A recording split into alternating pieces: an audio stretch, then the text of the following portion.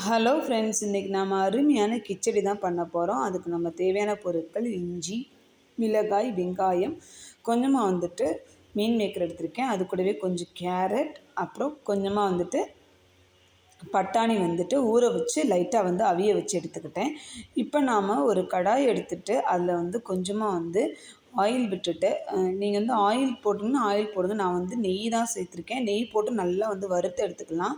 இப்போ நாம் கடாயை சூடு பண்ணிவிட்டு கொஞ்சமாக ஆயில் போட்டுட்டு, அது கூடவே கொஞ்சம் கடுகு உளுந்து போட்டுட்டு, இதில் நீங்கள் கொஞ்சம் கடலைப்பருப்பு அதையும் போட்டு நல்லா வறுத்துக்கிறேங்க.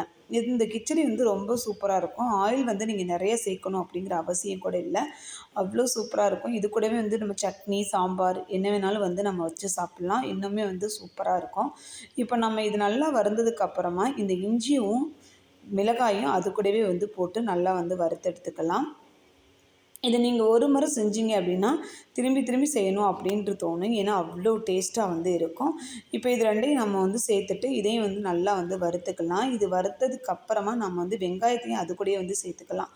வெங்காயத்தை சேர்த்து இப்போ நல்லா வதக்கிக்கிறேங்க. வெங்காயம் நல்லா வதங்கட்டும். ஏன்னா வெங்காயம் லைட்டாக வதங்குச்சு அப்படின்னா கூட நம்ம நறுநறுன்னு இருக்கும். அதனால் நல்லாவே வதங்கட்டும். இப்போ இது கூடவே நம்ம நறுக்கி வச்ச அந்த கேரட், அது கூடவே மீன் மேக்கர், அந்த பட்டாணி மூணையும் சேர்த்துட்டு கொஞ்சமாக நம்ம மஞ்சள் தூள் அதோடையே சேர்த்து நல்லா வதக்கிக்கலாம். இப்போ வதக்கிட்டு தேவையான அளவு தண்ணி ஊற்றிக்குங்க. இப்போ நீங்கள் 1/4 டம்ளர் ரவை எடுக்கிறீங்க அப்படின்னா இதில் 1/2 டம்ளர் அளவுக்கு தண்ணி ஊற்றுங்க. அதான் ஏன்னா 1/2 டம்ளர் நம்ம ரவை எடுக்கையில் 4 மடங்கு நம்ம எடுக்கணும். அப்போ அதான் கரெக்டாக இருக்கும். ஏன்னா 1 டம்ளர்னால் 4 மடங்கு தண்ணி ஊற்றணும். அப்போ தான் அந்த ரவை நல்லா குழஞ்சிருக்கும். இல்லை உங்களுக்கு நல்லா உதிரி உதிரி வேணும் அப்படின்னா 3 டம்ளர் ஊற்றுங்க. அதுவே நல்லாயிருக்கும்.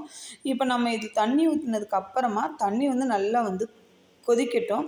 கொதி வர வரைக்கும் நம்ம கொஞ்சம் நேரம் வெயிட் பண்ணுவோம். அதுக்கப்புறம் பார்த்திங்க அப்படின்னா இப்போ நம்ம கொதித்ததுக்கப்புறமா இதில் தேவையான அளவு உப்பு சேர்த்துக்கலாம். உப்பு சேர்த்துட்டு அந்த ரவையை கொதி வந்தோடனே கொஞ்சம் கொஞ்சமாக அப்படியே போட்டுட்டு நல்லா கொதி வரக்கூடாது. சம்டைம்ஸ் பிடிச்சிரும் அது.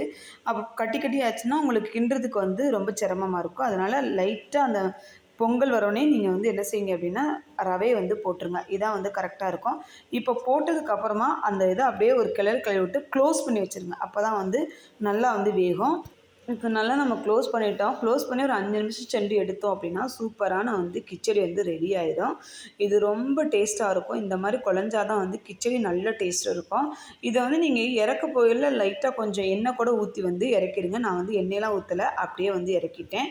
என் வீடியோ ரொம்ப யூஸ்ஃபுல்லாக இருக்கும் உங்களுக்கு அப்படின்னு நம்புகிறேன். வீடியோ பிடிச்சிருந்தது அப்படின்னா லைக் பண்ணுங்கள், ஷேர் பண்ணுங்கள், கமெண்ட் பண்ணுங்கள், மறக்காமல் சப்ஸ்கிரைப் பண்ணிடுங்க. இப்போ நம்மளுக்கு கிச்சடி ரெடி ஆயிடுச்சு. நீங்களும் இது மாதிரி ட்ரை பண்ணி பாருங்கள். ரொம்ப டேஸ்ட்டாக இருக்கும். ட்ரை பண்ணி பார்த்துட்டு எப்படி இருந்துச்சுன்னு கமெண்டில் சொல்லுங்கள்.